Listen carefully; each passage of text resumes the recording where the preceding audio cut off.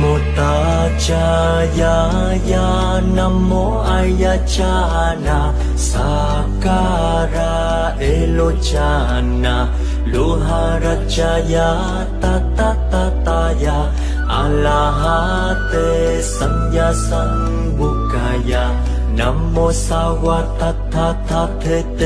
Alahatate Sanya Sambutete Namo Aya Awa Bukete Suraya Buddhi Surawaya Mahasarawaya Mahakalonikaya Tariya Ta Om Taratada Chidi Chidi Churu Churu Iti Kwe Iti Chare Chare Buddha Chare Buddha Chare Kusume